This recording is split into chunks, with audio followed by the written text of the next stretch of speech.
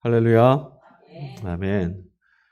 한 해도 열심히 살아오신 여러분, 여러분의 걸음이 헛되지 않도록 은혜로 부어주시고 결실하게 하시는 하나님의 손이 함께하고 있음을 여러분 믿으셔서 한 해의 삶, 하나님이 이루실 일들을 감사함으로 아릴 수 있는 우리 모두가 되기를 간절히 소망합니다. 대선 이제 치르기 위해서 각 당이 준비가 아주 치열한 것 같습니다. 얼마 전에 여러분 다 아시는 이야기인데 모 당의 대선 후보가 손바닥 위에다가 한자로 왕자를 써가지고 좀 곤욕을 치렀죠. 대변을 통해서 지지자가 그려준 것이다 이렇게 해명도 했고 해프닝으로 끝났습니다만 대통령이 된다라는 것을 마치 왕처럼 생각한다 이런 생각이 드니 마음이 좀 씁쓸하더라고요. 왕이 되고 싶다라는 것, 여러분 그게 무슨 마음일까요? 왕이 되고 싶다라는 것은요, 내 생각, 내 뜻으로 다른 모든 것들에 대한 통제력을 갖고 싶은 마음, 내 마음으로, 내 생각으로 다른 모든 것, 모든 사람들 통제하고 싶은 그런 힘을 갖고 싶은 마음이 바로 왕이 되고 싶은 것이 아닐까 싶습니다. 그런데 여러분 그렇게 정의를 내리고 보니까 비단 왕이 되고 싶은 것은 정치인들만의 문제는 아닌 것 같아요.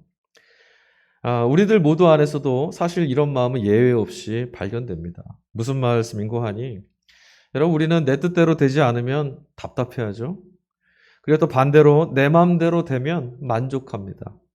그게 우리들이죠. 결국 내 뜻으로 내 마음으로 삶도 인생도 가치 있는 이들도 통제하고 싶은 게 우리 마음의 본성인 거죠. 어떤 일, 삶, 관계 그리고 인생의 모든 영역 안에서 스스로의 뜻대로 통제하고 싶은 욕망이 우리들 안에 있는 겁니다. 하지만 여러분 이게 그렇다고 해서 무조건 나쁜 마음은 또 아니죠. 이런 마음이 건강하게 작동하게 되면 흔들리지 않는 삶을 주도적으로 또 살아갈 수 있습니다. 문제가 뭐냐면 우리의 삶을 송두리째 맡길 만큼 우리 인생을 거기다 의지할 만큼 내 마음이라는 것, 나의 생각이라는 것, 나의 뜻이라는 게 건강하지도 않고 신뢰할 만하지도 못하다라는 거예요. 우리는 그동안 수많은 선택의 자리에서 내 뜻대로, 내 생각대로 선택해왔고 그 선택들은 늘 우리에게 아쉬움을 남기고 허무로 또는 결핍으로 또는 속상한 마음으로 우리에게 찾아왔었죠. 자, 여러분 오늘은 추수감사절이기도 하고요. 교회력상으로는 하나님께서 예수 그리스도를 온 땅의 왕으로 세우셨음을 기념하는 왕 대신 그리스도, 왕이신 그리스도 주일, 우리 익히 쓰는 표현으로 왕국절 이렇게 말하는 절기입니다. 오늘 여러분 우리는 이 예배당의 문을 열고 이곳에 들어와서 앉아 있습니다. 우리 모두는 지금 예수 그리스도를 왕으로 섬길 것이냐 아니면 그렇지 않을 것이냐 이 두 가지 선택지를 지금 받은 겁니다. 다른 선택은 없고 누구도 이 선택에서 예외될 수는 없습니다. 둘 중에 하나는 선택하셔야 합니다. 자, 그러면 예수님을 왕과 주인으로 선택한다는 말은 무슨 뜻일까? 예수님을 나의 왕으로 하나님이 보내신 왕으로 나는 믿고 그렇게 살겠습니다. 이 말 뜻은 이제부터는 나는 어떤 상황에서도 또 어떤 사건이 내게 다가와도 세상 모두를 그리고 다른 사람들을 바라볼 때도 그리고 내 자신의 인생과 삶조차도 예수 그리스도를 통해서만 해석하고 예수 그리스도를 기준으로 삼아서 나는 살아가겠다. 이 결단하는 거예요. 그러니까 어떤 일이 있어도 예수 그리스도 안에서 이 일을 바라보겠다. 나는 그런 방식으로 살겠다. 이게 예수 그리스도를 왕으로 내가 섬기겠다라고 하는 고백인 거죠. 다시 말씀드리면 이런 겁니다. 하나님 없이 살던 삶에서 하나님을 믿지 않고는 살 수 없는, 즉 하나님을 믿는 방식으로만 나는 살겠다. 이 말씀인 거죠.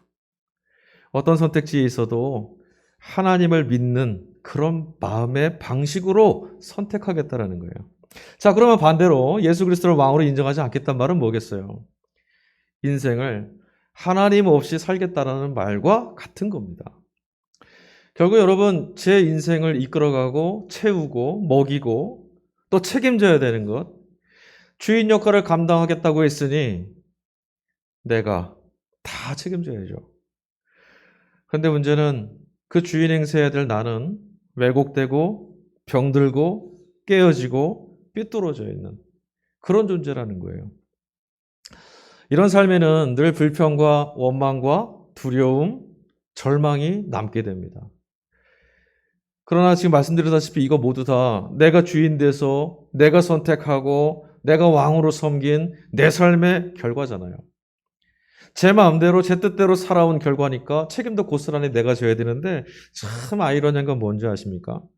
이렇게 살아가는 부류의 사람들은 늘 자신의 지나온 삶을 돌아보면서 하나님을 원망한다는 거예요. 하나님 왜 내 삶을 이렇게 만드셨어요? 하나님 왜 내 삶을 이렇게 붙들어 주시지 않으셨습니까? 이렇게 원망하곤 한다는 거예요. 자, 여러분, 지금 여러분께서 보고 계시는 세상은 어떤 모습입니까? 여러분이 세상을 딱 둘러보셨을 때, 야, 세상은 이렇게 보여. 어떻게 보고 계세요? 여러분이 마주하시는 사람들을 볼 때마다, 야, 사람들은 이렇게 보여. 사람이란 이런 존재인가 봐. 어떻게 보고 계십니까? 여러분, 오늘 아침에 예배에 나오기 전에 거울을 보시고 옷매무새를 담장하고 자기의 모습을 이렇게 한번 들춰보셨을 텐데, 여러분 스스로 직면하고 바라보시는 여러분의 모습은 또 어떤 모습입니까? 아쉽고 부족하고 깨어지고 상해 있는 모습으로 보이십니까? 아니면 만족스러워 보이십니까? 아니면 기대가 있습니까? 어떤 모습입니까? 분명한 것이 있습니다. 여러분이 지금 어떻게 보셨든, 어떻게 여러분의 마음속에 갈무리를 하셨든, 여러분이 그렇게 정의하고 가치를 매기고 평가했던 기준, 그 기준이 사실은 지금 여러분 안에서 주인 노릇하고 있는 것이라는 거예요. 그게 주인입니다. 업적을 통해서 사람을 평가했다라면 저 사람은 대단한 일을 이룬 사람이야 라고 했다면 여러분의 주인은 업적과 자기의입니다. 저런 사람은 굉장해 보여. 얼마나 부자야. 대단한 사람이지. 그렇다면 여러분의 주인은 돈이죠. 지난주에 이어서 오늘 우리가 일독서 본문으로 읽은 구약 본문은 다니엘서입니다. 지난주도 다니엘서 읽었죠. 다니엘은요, 주전 6세기에서 5세기, 그때 바벨론에 거주했던 바벨론 포로, 유대 포로민이었어요. 다니엘이 처해서 살아가야 되만 했던 그 상황을 자신들이 살아가야 되는, 자신들에게 처해진 상황과 동일시 여겼던 주전 2세기의 성서기자들이 다니엘서를 기록했습니다.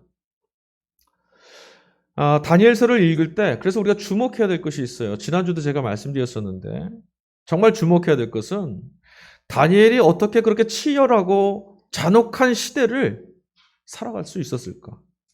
도대체 다니엘이 무엇이 있었길래 그런 삶을 살아낼 수 있었을까? 여러분 거기에 주목하셔야 되는 거예요. 왜냐하면 살아내게 하는 것이야말로 능력이고 살아낸 것만이 신앙이기 때문에 그래요. 내가 살아내지 않은 것은 신앙이 아닙니다.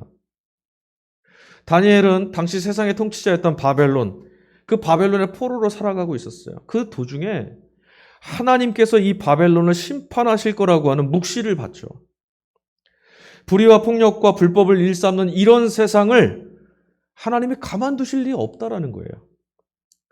그러니까 그가 받은 묵시, 우리가 같이 읽은 다니엘 묵시록은 공의로우신 하나님을 향한 그의 믿음이기도 한 겁니다.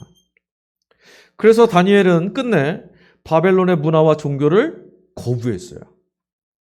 바벨론의 지배하는 통치를 인정하지 않은 거죠. 하나님의 통치만 받았어요. 왜냐하면 이 바벨론은 하나님이 심판하실 땅이거든요. 거짓된 권세인 거예요. 그렇다고 해서 이 다니엘이 그렇게 하는 것이 힘들지 않았다거나 쉬워서 그렇게 했느냐? 그건 아니죠. 정말 힘들었겠죠. 사자굴 속에도 들어갔어요. 죽을 수 있었습니다. 그러나 그가 믿음을 붙들고 살 수 있었던 것은 이런 세상을 용납하시지 않는 하나님에 대한 믿음이 있었기 때문이에요. 역사 이래로 여러분, 권력과 힘을 가지고 있는 나라들은 속성이 늘 똑같습니다. 나라뿐만 아니라 사람도 똑같아요. 권력을 갖게 되고 힘을 갖게 되고 통제력을 갖게 되면 순간 다른 사람들에게 자신의 세를 과시하고 의스대려고 합니다. 그리고 자기 세를 과시할 뿐만 아니라 지배하려고 하고 소유하려고 합니다. 거기에만 혈안이 돼 있어요. 그래서 이 힘에 의지하는 나라, 그런 사람들 곁에는 늘 소외되고 배제되고 상처받고 고통스러운 사람들의 절규가 이어질 수밖에 없어요. 그러나 여러분 다니엘은요, 역사 속에서 아무리 강한 나라라고 해도 결국은 패망한다라는 것을 배웠어요. 아무리 강한 나라도 하나님의 심판 앞에 깨지고 무너질 것이다.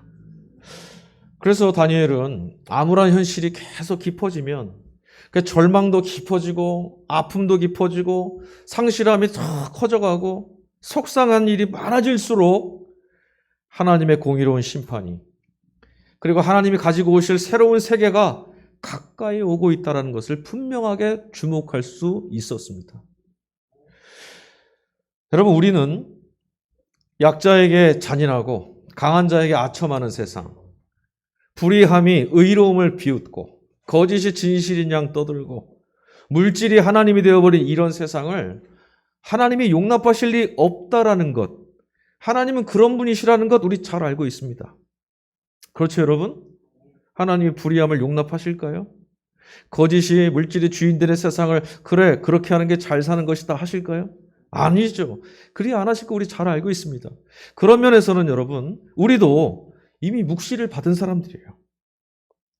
그런데 여러분, 우리에게서는 다니엘과 같은 살아냄이 보이질 않습니다.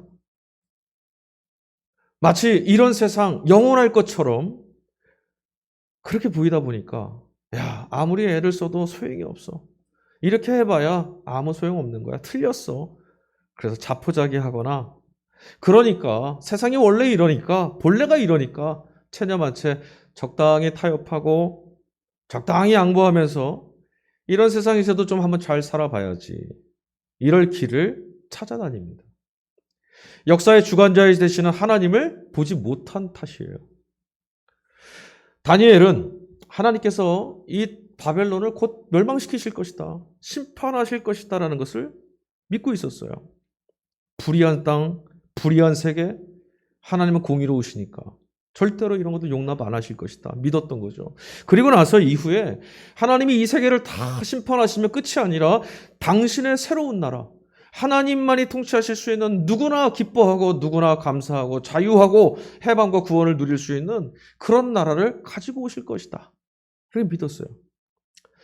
이제 곧 강력하다고 말하는 이 네 번째 짐승, 아까 우리가 읽은 다니엘서에 보니까 나오던데 네 번째 짐승이 갖고 있던 그 권세를 계승하고 하나님께로부터 최고의 주권을 받은 사람의 모습을 한 이 인자라고 하죠. 그가 나타날 거예요. 다니엘은 그 사람을 누구로 봤냐면 이스라엘 민족으로 봤어요. 생각해 보세요. 이런 불의한 세상에서 하나님을 경외하고 하나님만을 붙들고 있는 민족은 이스라엘밖에 안 보였거든요. 그러니 다 세상의 권세가 무너지고 하나님이 나라를 만드실 때 누구를 그 나라에 세우시겠어요? 아, 이스라엘을 세우시겠지. 그렇게 믿었던 거죠. 사람 모습을 한 그는 바로 우리 이스라엘이다. 하나님께 붙들려 있으면 하나님 우리에게 이것을 허락해 주실 것이다. 믿은 거예요. 그런데 여러분, 오늘 우리가 읽은 복음서, 요한복음 말씀에 보면 사람의 아들을 다니엘이 보았던 것과 좀 다르게 해석합니다. 복음서를 기록한 복음서 기자들은 이 사람이 나라 이스라엘이 아니라 바로 우리가 믿고 있는 예수 그리스도이시다. 이렇게 말해요. 오늘 같이 읽은 복음서 말씀이 요한복음이죠. 교회 이력상 이 왕국절에 오늘 요한복음 본문이 배정됐어요. 그런데 여러분 좀 이상하지 않으세요? 왕이신 그리스도 주일, 그의 주권을 선포하고 하나님이 왕이십니다. 이걸 우리가 선포하는 이 주일에 배정할 만한 본문으로 좀 어색해 보여요. 왕이라고 하면 온 우주의 심판주이시며 왕이시라면 본문으로 택하려면 부활이나 영광 아니면 정말 심판 이런 말씀 택하시면 그렇지 주님만이 왕이시지 이렇게 할 수 있을 터인데 오늘 말씀의 내용은 예수님의 순환 이야기입니다. 고난받으시는 이야기, 빌라도 앞에서 치욕과 모욕을 당하시는 이야기가 오늘의 말씀의 배경이에요. 과월절을 앞두고, 그러니까 6월절이죠. 과월절을 앞두고 당시 예루살렘에요. 30만 명이 좋게 넘는 인파들이 몰려들었대요. 절기를 지키려고. 근데 그렇게 되면은 긴장하는 사람이 하나 있습니다. 누굴까요? 빌라도 총독입니다. 혹여라도 유대민족들 중에 누가 하나 선동해서 야, 이런 세상 엎어야 되지 않겠냐? 로마의 지배받는 이런 세상 때려엎자 누가 한 명만 불씨가 되면 걷잡을 수 없는 폭동이 될 수도 있어요. 그러면 총독 입장에서 엄청난 큰 치명적인 일이 되고 말죠. 그래서 잔뜩 긴장하고 있었습니다. 사특한 유대 지도자들, 그러니까 예수님을 넘어뜨리기 위해서 호시탐탐 노리던 유대 지도자들이 이 절체절명의 기회를, 절호의 기회를 놓칠 리가 없어요. 그들은 예수님을 고발했습니다. 반로마 운동의 주동자다. 로마를 전복하려고 혁명을 일으키려고 하는 반역자다. 이 죄명을 가지고 고발했습니다. 그러니 총독인 빌라도 입장에서 간과하고 넘어갈 리가 없죠. 어쨌든 잡아와라. 그래서 예수님을 잡아왔어요. 그리고 마침내 주님이 빌라도 앞에 섰습니다. 로마의 권위를 입은 로마의 하수인 빌라도, 그의 거만한 자세와 죄인처럼 그 앞에 붙들려 와서 서서 치조를 받고 있는 하나님의 아들의 모습이 정말 이질적으로 보입니다. 뭐가 뒤바뀐 모습이죠. 자, 빌라도의 신문과 예수님의 답변이 이어집니다. 그리고 이 말씀이 오늘 주어진 복음서의 말씀 내용이에요. 그런데 여러분, 이 대목을 주의 깊게 보셔야 돼요. 빌라도가 묻는 대목, 그리고 예수님이 답변하시는 답변. 얼핏 무슨 말들을 하고 있는지 이해하지 못한 채 그냥 의미 없이 주고받는 말처럼 듣고 그냥 지나칠 수도 있어요. 빌라도의 4번의 물음 뒤에 4번의 답변을 하시는 예수님의 말씀을 한번 찬찬히 잘 따라와 보십시오. 첫 번째 물음이었습니다. 빌라도가 이렇게 묻습니다. 내가 유대인의 왕이냐? 오늘 설교 제목이에요. 내가 왕이냐? 이 말은 무슨 말이냐면 너 이렇게 기소됐는데 너 이 기소 사실 인정하냐? 확인하는 거예요. 예수님이 답변하십니다. 너 지금 네 스스로 하는 말이냐? 아니면 다른 사람들이 나에 대해서 너에게 해준 말을 하는 거냐? 무슨 말일까요? 그래, 나 이렇게 고발됐는데 너는 어떻게 생각하냐? 네가 보았을 때 나는 어떻게 보이느냐? 물으신 거예요. 자, 빌라도가 다시 묻습니다. 그렇다면 내가 무엇을 했느냐? 무슨 말이냐면 이거죠. 대체 무슨 짓을 저지르려고 다녔길래 너희 유대 종교 지도자들이 너를 고발했겠느냐? 너 뭐 하고 돌아다녔냐? 그러니까 기소한 죄명은 있어요. 로마의 반역. 그런데 어떤 죄를 지었는지, 무슨 일을 저질렀는지는 안 써 있었던 거죠. 얼마나 급했으면, 이 기회를 놓치지 않으려고 유대 지도자들이 밤새워서 얼마나 급했으면 죄명만 적어서 고발했겠어요. 그들의 사특하고 아주 악독한 의도를 엿볼 수 있는 대목입니다. 여튼 여러분, 이제 예수님 입장에서는요, 그동안 하셨던 일만 말씀하시면 돼요. 너 뭐 했느냐 이렇게 물어봤잖아요. 여러분, 우리가 알고 있는 예수님의 걸음 다 아시잖아요. 뭐 하셨는지, 무슨 일을 하셨는지. 예수님 입장에서는요, 그저 내가 했던 거, 거짓말 하나도 보탤 필요도 없고 굳이 변명하러 애쓰지 않고 한 일만 말씀하셔도 돼요. 병든 자들을 낫게 해주고, 귀신 들린 이들에 찾아가셔서 그들을 자유케 해주시고, 가난한 이들과 죄인들의 벗이 되어서 하나님께로 나올 수 있도록 이끌어 주시는 일. 얼마나 선한 일입니까? 그냥 그 선하신 일을 당당하고 자신 있게 말씀하시면 돼요. 나 이러고 살았어. 그런데 여러분, 빌라도가 물었던 너 뭐 하고 왔냐? 뭐 했냐라고 하는 이 질문 앞에 그 질문의 방향과는 전혀 어울리지 않는 생뚱맞은 답변 하나를 툭 던지세요. 뭐라고 답하셨냐면 내 나라는 이 세상에 속한 것이 아니다. 이게 도대체 무슨 말입니까? 자신이 무슨 일을 했는지 나는 이런 사람이야 라고 말해야 되는 상황에 내 나라는 이 세상에 속하지 않았다. 이게 무슨 말씀이냐면요, 예수님이 어떤 분이신지 우리가 기억하면 알 수 있어요. 예수님은 하나님과의 관계 안에서만 자신의 정체성을 찾고 자신의 정체성을 드러내셨던 분이었어요. 다른 것으로 자기를 설명하시지 않고 늘 하나님과의 관계, 나는 하나님 나라에 속한 자다, 이 말 하시는 거예요. 여러분, 우리는요, 지난주에도 한번 설교 때 말씀드린 것 같은데 내가 맡고 있는 역할 혹은 내 직업, 이런 것들을 통해서 내 자신이 누군지를 설명하려고 해요. 그리고 그런 것 안에서만 내 정체성을 찾으려고 하죠. 그런 우리의 기대를 무색하게 만드는 예수님의 답변입니다. 나는 무엇을 했다고 또는 무엇을 안 했다고 너 앞에서 재판받을 자가 아니다. 나는 하나님께 속한 하나님의 아들이다. 이 말씀하신 거예요. 여러분, 빌라도 총독 입장에서 세상은 오직 로마뿐이었을 거예요. 그렇죠? 당시 세계를 호령하던, 자신도 로마에 속해 있는 권세자잖아요. 그뿐 아니죠. 당시 로마의 발 앞에 있던 세상 모든 나라와 모든 사람들이 다 그렇게 생각했어요. 그런데 지금 예수님의 입을 통해서 빌라도가 속해 있는 로마 아닌 다른 세상이 선포됐습니다. 주님의 나라죠. 주님의 나라가 예수님의 입에서 뛰쳐 터져나온 이후에 로마의 운명이라는 것이 결국은 다니엘이 보았던 것처럼 하나님의 심판 앞에 무너지고 하나님의 심판 앞에 징계를 받고 사라져야 될 그런 나라들 가운데 하나일 수밖에 없다라는 것이 드러난 거예요.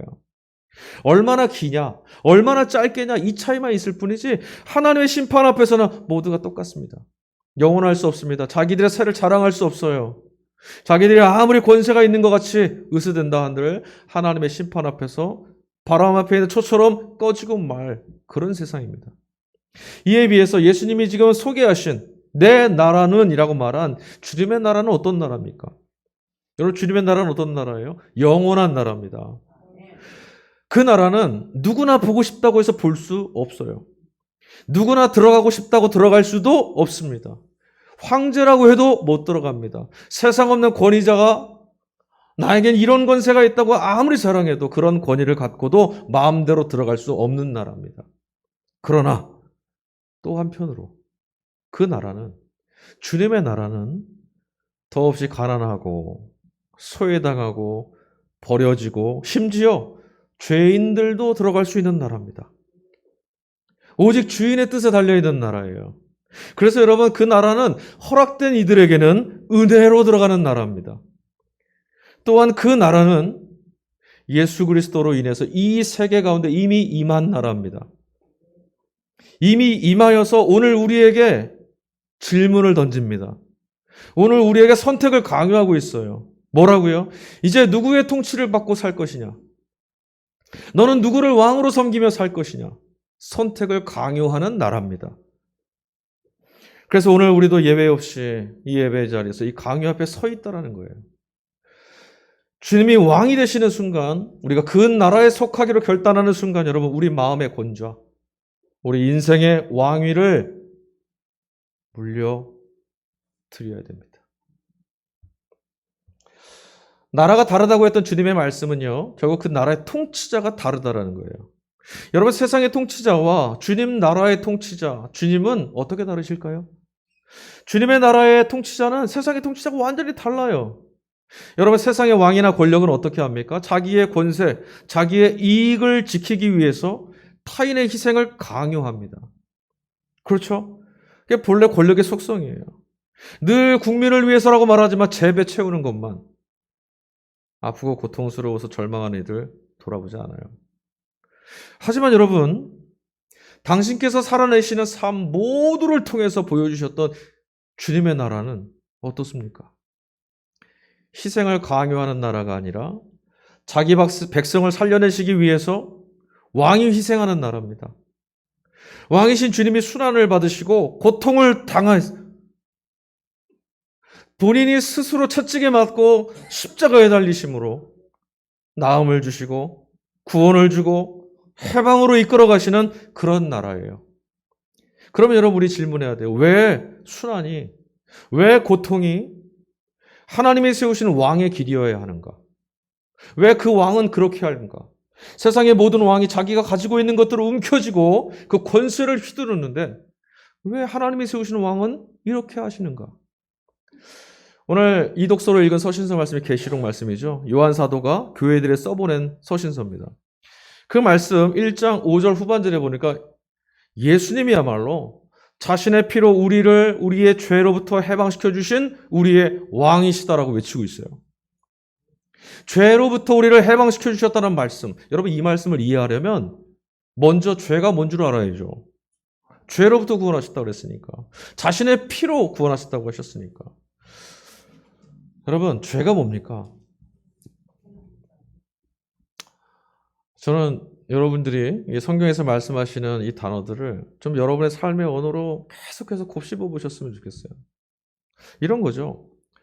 왜 이렇게 인생이 서글프고 왜 이렇게 삶이 화가 나고 자꾸만 서러울까? 도무지 알 수 없던 물음들. 열심히 살려 하고 정직하게 살려 하고 바르게 살려 애쓰는데 왜 삶이 이렇지? 우리의 바람들과는 달리 속절없이 삶을 깨뜨리고 파괴시키는, 하나님께서 분명히 살라고 주신 생명인데 그 생명을 자꾸 파괴시켜가는 악마적인 힘, 그 권세, 그 힘 앞에서 너무 무력해서 아무것도 할 수 없는 우리를 우겨싸고 있는 힘이 바로 죄입니다. 성경에 말하는 죄예요. 여러분, 죄라는 것을 생각하실 때 이 대목을 한번 떠올리시면 좋겠어요. 에덴에서 인류를 실족시키려 했던 뱀의 유혹, 광야에서 예수님을 넘어뜨리려고 했던 마귀의 속삭임. 여러분, 죄는요, 우리 삶에 너무나 깊숙하게 또 대단히 매력적인 모습으로 이미 찾아와 있습니다. 하나님 없이도 살 수 있을 만큼 우리의 눈을 자꾸 가리우게 만드는 것들. 야, 저것만 있으면 살 것 같다. 여기 어떤 탐스러운 것들. 남 부러울 것 없고 세상 모두가 부러워할 만한 정점에 내 인생의 주인으로 왕처럼 네 인생을 한번 살아봐라. 이 달콤한 유혹들. 야, 세상 모두 다 그리 살고 있고 또 살기 위해서는 어쩔 수 없다라고 했던 합리화의 이름들. 그게 지금 우리의 삶에 죄가 옷을 바꿔 입고 찾아와 있는 모습이에요. 여러분, 누가 뭐래도 오늘 이 시대에 이런 마성의 정점에 서 있는 정체는 돈입니다. 돈의 지배력에 우리 벗어나는 거 참 어려워요. 자본이 세상을 움직이는 힘이 되는 세상을 우리 살고 있잖아요. 그런데 여러분, 이 돈의 지배력이 한번 떨어지고 나면요, 마치 어떤 사람들은요, 제 자신이 세상 모두의 주인인 것처럼 의시되고 살아요. 돈 좀 갖게 되면. 반대로 돈이 좀 없으면 그냥 우리의 갇혀있는 짐승처럼 피굴해지려고 해요. 자유나 기쁨 이런 것보다는 강박에 내몰리고 염려가 쌓이고 근심이 생기고 걱정이 있고 좌절만이 우리 삶을 자꾸 채우게 돼요. 결핍, 탐욕이 만들어내는 이 치명적인 상처, 우리는 어찌할 수가 없어요. 계속 반복되고 있어요. 세상은 돈이 시키는 대로 움직이고 있습니다. 돈이 가르쳐주는 방식대로 여전히 세상이 돌아가고 있어요. 그리고 사람들도 여전히 돈 때문에 힘들어 죽겠다고 말하면서도 돈이 시키는 대로 그대로 순종하고 살아갑니다. 돈 때문에 비참해하고 돈 때문에 불행해하고 돈만 가지면 행복해하려고 합니다. 왜 살아야 되는지, 어떻게 살아야 하는지 삶의 의미와 꿈과 소망 다 잃어버렸어요. 여러분 지금 어떤 꿈 꾸고 계세요? 여러분의 내일에 대한 어떤 소망을 갖고 계십니까? 돈을 벌기 위해서라면 양심도 파는 것 서슴지 않는 세상이 됐고요. 인생의 꿈이라는 것조차도 그냥 돈을 버는 직업 이상을 생각할 수 없는 세상이 되고 말았어요. 하늘에 닿는 꿈을 꾸어도 다 채우지 못할 것 같은 젊은 세대들도 소비와 향락이라는 돈의 가치에 잠식다고 말았어요. 교회도 성도도 돈 없으면 복이 없다고 말합니다. 하나님의 일도 돈이 없으면 할 수 없다라고 포기합니다. 다시 말하면 돈이 있으면 다 할 수 있고 반대로 돈 없으면 아무것도 할 수 없다라고 여기고 있어요. 그러니 돈이야말로 여러분 황제나 신처럼 우리 생사여탈권을 붙들고 있는 것 아닙니까? 여기서 자유로운 사람 앞서 말씀드렸지만 없어요. 이틀에서 벗어난다는 건 이 자본주의 세상에서 내가 이탈하겠다는 거예요. 그러니까 죽는 거랑 똑같아요. 죄는 늘 치명적이고 아주 매력적인 유혹으로 우리를 찾아옵니다.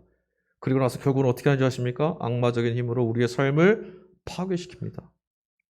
그런데 여러분 여기서 우리가 하나님은 어떻게 하시는가를 자꾸 질문해야 돼요. 하나님이 우리에게 주시는 건 어떤 것들입니까? 앞서도 말씀드렸지만 영원한 것입니다. 하나님 우리에게 영생을 주시기를 기뻐하시고 소망하세요. 하나님이 주시는 것은 기쁨도 영원한 기쁨이에요. 하나님이 주시는 승리도 영원한 승리입니다. 하나님이 주시는 구원도 영원한 구원이고 하나님이 주시는 생명도 영원한 생명, 영생입니다. 하나님은 늘 우리에게 모든 좋은 것 주시기를 원하시는 분이십니다. 믿으시길 바랍니다. 하나님은 그런 분이십니다. 무엇보다도 영원히 변하지 않는 하나님의 소망이 하나 있어요. 하나님의 꿈이 있습니다. 우리를 향하신 꿈이 뭡니까? 하나님이 본래 주신 생명, 우리에게 살라 주신 그 생명 온전히 누리고 보시기에 좋았던 삶을 살 뿐 아니라 깨지고 상해 있는 이 세상에 하나님의 그런 복을 나누어주고 그런 세상으로 만들어가는 복된 존재로 살아가는 것. 그게 우리를 향하신 하나님의 꿈이에요. 변하지 않으세요, 그 소망은. 오늘도 우리를 세상에 만물의 찢기같이 그럭저럭 살아라 이렇게 보내신 것이 아니라 너희의 삶을 통해 세상을 복되게 하라. 우리 그렇게 부르셨어요. 그렇게 되기를 원하세요. 그런데 여러분, 아픔을 지나지 않고는 회복이란 걸 경험할 수 없죠. 죽지 않으면 다시 사는 건 경험할 수 없습니다. 우리는 어둠이 가져다 주고 있는 시련과 고통의 시간을 반드시 뛰어넘어야 합니다. 내 앞에 찾아오는 이 삶의 실제의 모습을 거기에 주눅들어 무너지는 것이 아니라 돌파하고 지나쳐 가야 합니다. 내 걸음으로 지나가지 않은, 내가 걸어서 한 걸음 떼어서 지나가지 않는 것들은 결국 다시 내 앞을 가로막습니다. 그리고 속절없어요. 다시 거기 넘어지는 거죠. 그러나 여러분, 한 번 뛰어넘은 것은 다시는 시험이 되지 않아요. 다시는 무섭지 않아요. 너무 쉬워요. 뛰어넘은 기억이 있으니까. 우리를 위협하는 삶의 공포, 두려움, 절망, 슬픔, 서러움, 아픔들, 살아있는 모든 것들의 왕노릇하려고 하는 죽음의 권세에 속한 것들이에요. 그래서 여러분, 여기서 벗어나려면 죽음을 무기 삼아서 우리를 지배하려는 죄의 권세를 깨뜨리고 그 힘인 죽음을 무너뜨리지 않고는 이런 문제에서 벗어날 수가 없어요. 늘 다시 원점이죠. 늘 다시 허무하고 늘 다시 고통스러워요. 여기를 깨뜨려야만 되죠. 그리고 지나가야 돼요. 여러분, 예수님은 하나님의 아들이십니다. 그리고 오늘 우리가 고백하는 것은 만왕의 왕이십니다. 그는요, 온 땅의 권세, 왕으로서의 권세와 권위를 홀로 누리실 수 있는 분이세요. 홀로 독차지하셔도 돼요. 그런데 그분은 우리와 함께 그 영광을 기꺼이 나누시려고 죽으셨고 부활하셔서 생명의 길을 열어놓으셨습니다. 우리에게 다시는 죽음의 공포가 되지 않도록, 다시는 죽음 때문에 하나님 없이 사는 삶을 선택하지 않도록, 우리의 고개가 하늘을 바라보지 못하고 땅으로 떨어지는 일이 없이 하시려고 죽음의 권위를 파괴시키고 죄의 권세를 무너뜨리시기 위해서 왕 되신 주님으로 십자가를 걸어가신 겁니다. 빌라도 앞에서 예수님께서 남기셨던 마지막 말씀이 뭐였죠? 요한복음 18장 37절 후반절입니다. 당신이 말한 대로 나는 왕이요. 나는 진리를 증언하기 위해서 태어났으며 진리를 증언하기 위해서 세상에 왔어. 진리에 속한 사람은 누구나 내가 하는 말을 듣소. 그럼 우리는 왕이 아닙니다. 그렇죠? 왕처럼 내 인생을 살려고 하는데 우리는 왕이 아니에요. 주신 삶을 사는 거예요. 빌라도처럼 왕 앞에서 말하는 이가 되면 안 됩니다. 듣는 이로 왕 앞에 서야 합니다. 주님이 왕이시라고 하는 100마디 말보다, 그 빈말보다 주님의 말씀을 듣는 것, 삼키기 힘들고 그 말씀대로 걸어가는 것이 너무 어려워도 목숨을 걸고 그 말씀을 가슴에 새기고 따라가는 것, 그렇게 해서 살아낸 걸음이야말로 울림이 있는 큰 외침이 될 수 있는 거예요. 여러분, 그동안 주님이 왕이시라고 했던 우리들의 고백 안에는 뭐가 담겨 있었습니까? 왕이시니까 왕처럼 책임져 달라. 우리 그런 고백이었잖아요. 당신이 왕이십니다라고 말했지만 내심 우리는 왕이 할 수 있는 것 좀 주세요. 하지만 여러분, 주님이 왕이심을 인정하는 것, 그분의 권위를 인정하는 것이 먼저입니다. 주님의 권위를 인정하는 최선은 그의 말씀을 듣는 겁니다. 그분의 말씀을 들어야 되고 당신을 따르라 하셨던 그분 앞에 엎드려야 합니다. 이게 되겠어? 그래도 엎드려야 합니다. 그거 힘든데 그래도 들어야 합니다. 그게 주님을 왕으로 인정하는 겁니다. 주님은 어디 계실까요? 오늘도 주님은 우리 마음의 문을 두드리고 계십니다. 탐욕과 아집, 상처와 아픔마저도 마치 제 소유물인 것처럼 움켜쥐고 놓지 않으려는 주인 행세하려고 하는 우리들에게서 이제는 인생 전체의 권리, 수고하고 무거운 짐까지도 다 내놓아라. 건네받으시려고 우리 문 밖에서 우리를 기다리고 계십니다. 그것은 빼앗음이 아닙니다. 주님이 주실 수 있는 온전하고 풍성한 하늘 생명으로 채워주시려고 그러시는 거예요. 머리끝에서 발끝까지 여러분의 어제와 오늘 그리고 내일까지도 영원토록 용납하시고 사랑해 주시는 그 주님을 믿으십시오. 믿었더라면 주님의 말씀에 순종하십시오. 주님의 말씀을 진리로 삼으며 살아가십시오. 된다, 안 된다, 할 수 있다, 할 수 없다 이런 생각일랑 내려놓으시고 주님의 말씀을 양식 삼는 자처럼 듣고 그 말씀을 길 삼아서 살아가십시오. 그 말씀 외에는 다른 길이 없습니다. 주님께서는 우리 모두를 왕이신 당신의 나라로 초대하셨어요. 여러분, 우리에게는 자기 백성을 살려내시려고 제 목숨 아끼지 않고 제 목숨 내어 던지고 달려오시는 왕이 있습니다. 우리의 인생과 삶을 하늘에 닿게 하시는 평화의 왕이 우리의 왕이십니다. 그분이 우리의 왕이시니 여러분 그 하늘 왕을 섬기고 사는 자답게 살아내실 수 있기를 주 예수 그리스도의 이름으로 간절히 축원합니다. 아멘. 우리 같이 이 시간에 찬양한 것 같이 부르시죠. 여러분 주님의 이름 권세라 그러잖아요. 그죠? 그게 어떤 사람들에게 권세입니까? 예수님의 이름을 말하면 다 귀신이 쫓겨나갑니까? 그렇지 않은 이들이 있음을 사도행전에서 우리는 봤어요. 말로 하는 일에 있는 것이 아니라 그분을 인정하는 사람, 그분의 통치를 기꺼이 받기를 원하는 사람, 그가 주시는 것을 두 손을 내밀어 부끄러운 손이지만 주시는 것 받겠다고 겸손함으로 나가는 이들, 그들에게 예수님의 이름은 능력이에요. 지존하신 주님 앞에 하나님이 세우시는 왕 앞에 무릎을 꿇고 우리의 불신의 마음도 내려놓고 교만함도 내려놓고 겸손함으로